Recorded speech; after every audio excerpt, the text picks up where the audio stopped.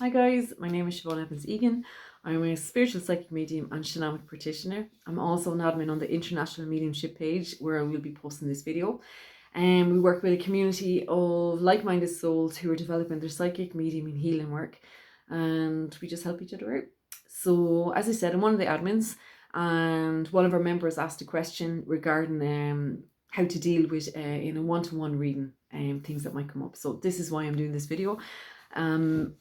Also want to wish everyone a happy St. Patrick's Day, to all our beautiful ancestors, just to celebrate them. So back to this. Kate asked a question on how to deal with one-to-one reading to stay in power after a spirit comes through quickly with evidence and a message in a session, in a 1 hour session. So firstly, I can only answer this through what I experienced when this happened to me and how I dealt with it and how I continue to deal with it, because it does continue to happen. It's all part of our development. So firstly, Kate, the very first thing I would be looking at is a 1 hour session. So loads of people work very differently. I've seen some people over the years advertise like a 15-minute reading, a half an hour reading and an hour reading, and you get to choose and you pay different prices. Me personally, and this is how I work, I charge one set price, but when someone asks how long the reading will be, it's between a half an hour and 1 hour, and it just takes the pressure off of me, because some readings are very quick and some readings are very long. So in this sense, changing the time on one set price kind of works for me. So just have a check if you're doing that to anyone, including Kate. If you're setting yourself up in a psychic or a medium reading for a 1 hour session, you're putting a lot of pressure on yourself to fill that time, unless you are doing more things and more tools. And that's what I'm going to talk about in a second. If you're doing like a shamanic healing or Reiki healing or any type of healing, you know you need an hour or an hour and a half. For me, on my first session in a shamanic consultation is an hour and a half, and then it's an hour after each treatment. So I know my times. But in a psychic and medium reading, I have no clue. So I give between a half an hour and an hour, and that honestly takes the pressure off trying to fill that. Okay, so that's just one thing I just picked up there, is the time. The second thing that I want to talk about is when we say, how do I deal with staying in power when the message comes from a communicator and then is gone? Okay, so one of the things we need to talk about is in our development, when we start first communicating with spirit world or getting messages and things like that, it seems really strong. Like it's really hits you strong, hits you hard, and you go with it, you get the information, you get your evidence. But over the years, you will notice that medium readings completely change. It gets very subtle. It's not like this loud. Now sometimes you will get that, obviously, but it changes, and you need to be prepared for that change. So it's like you need to develop to deal with the quietness and still recognize that you're in power, but the energy is very subtle. So the reason why I'm bringing that up is when Kate said she got a message, she got her information, and then it was gone, and she had to fill an hour. So when that happens, as I said, for me, what I've learned over the years, from absolutely panic, pure dread, going, oh mother God, oh my God, what do I do now? What do I do? Now I realize that it's really, really about coming out of your head and remaining in your senses. Spirit is still working with you and continues to work with you, but the energy change could be that it's gone on a physical level to read the client in front of you. A lot of people who are developing their mediumship, it becomes all about their mediumship. And I feel a lot of teachers and trainers, good ones, work just as much on the psychic part, intuitive part, as they do in the mediumship. I feel your psychic work has to be a good, strong, solid foundation. You need to be really strong to recognize the changes within your own body, the subtle changes. So when you're training in mediumship, you recognize the changes in your body, the influences that's taking place, connecting with a communicator. But you also have to do that with a living person. So I'm just going to talk about a few things that could be going on here in the reading. So I've never met Kate. I really don't know your level of development or how long you're doing this or what way you're doing it. So I'm just going to speak as if this is happened to me, and this is how I dealt with it. So learning to stay in the power, it is, I tell you, to be honest, if someone had said to me years ago, I suppose they did say to me years ago, you're going to be like, this is going to be your path, I was like, run. It is not easy.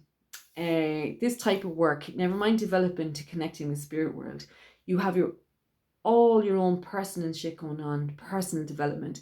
I believe personal development is 98% of mediumship development, because we have to learn to step out of our own way. We have to learn to trust, which is incredibly hard.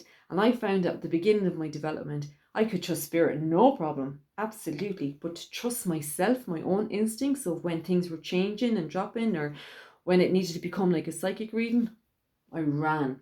And running from that introduced me to tarot. Now, not everyone's in for tarot, that's your own thing.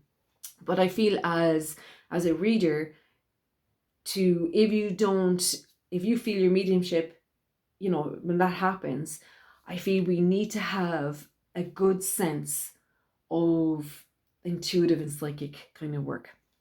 And my reason for that is, we have to recognize that, say case, after getting her message, communicators after coming forward, first you have to recognize, is the message connected to the person about their life and where it goes to?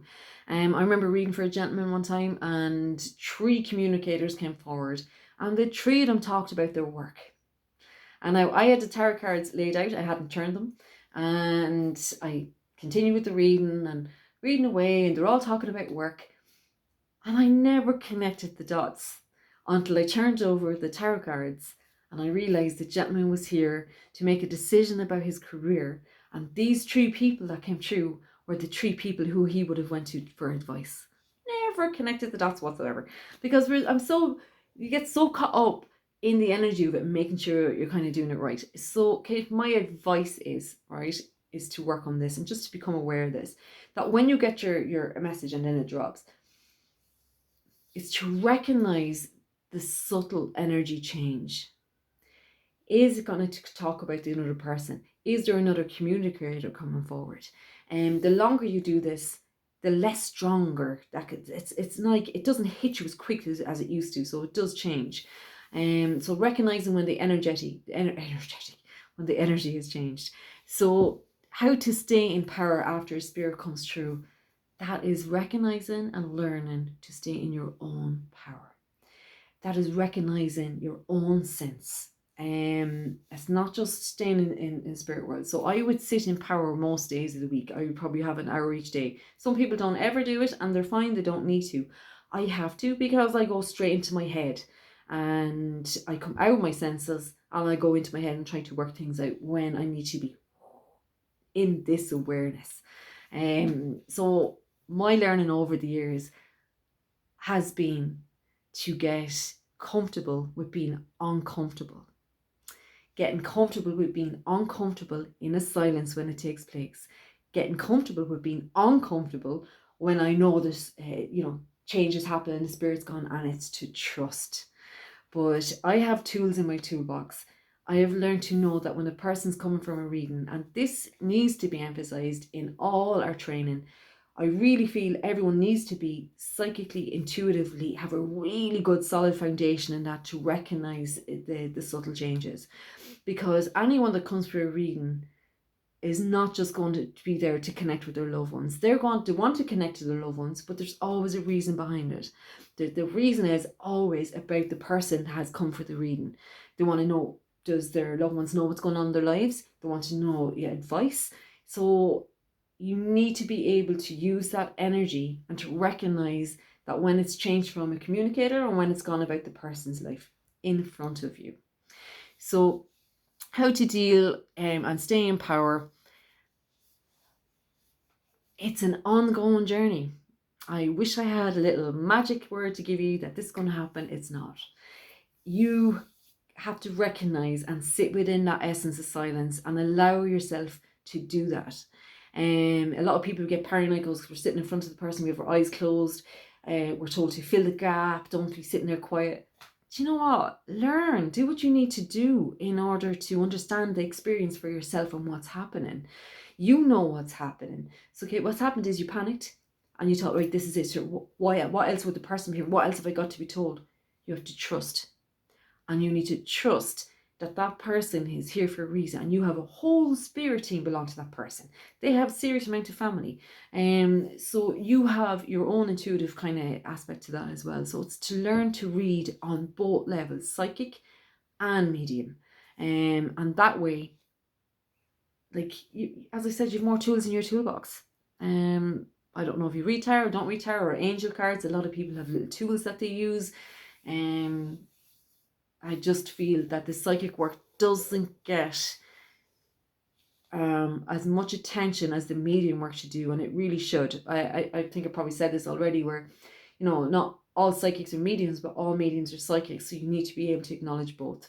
So Kate, I hope this has helped in a sense of, I can't take that uncomfortableness away, but your power is to overcome that part within yourself, that aspect of building up that trust with spirit, to know that it's not just gone. Our mediumship changes. When I stand up now and I do platform, it's not like the way it used to come in at first years ago. It was so strong. Now it's so subtle, and I have to get my total awareness out of my head. Now, I hope everyone's staring at me. Expectations is a big thing. We just have to get it all out and come back into the awareness of our body to recognize those subtle changes. So I would learn to sit in the silence of the uncomfortableness. Get uncomfortable with being uncomfortable. I think that's the biggest thing in our mediumship and our psychic work. So I hope that's helped. I would change the time. I would definitely look at the time. I would take that pressure off, and I'd learn. We have to learn to sit in your own essence of your own soul, and learn to really sit in that, to recognize the changes that has taken place. And I hope that makes sense. It feels like when that message comes and the energy changes, like that's it, but it's not always. There could have been another communicator, and they could have been given the thing to turn to your person. So if you're not and don't have tools in your tool bag, as in cards, or learn intuitively how to psychically read the person and kind of know when that change is taking place, it's really important that that happens. So I don't have a magic wand, I'm afraid, Kate, but keep working through it, keep going through it, take the pressure off anywhere in which you can, and please practice both readings, psychic intuitive work and medium work. They all come together, they work together. They're just as important, especially, as I said, when a person's coming for a reading.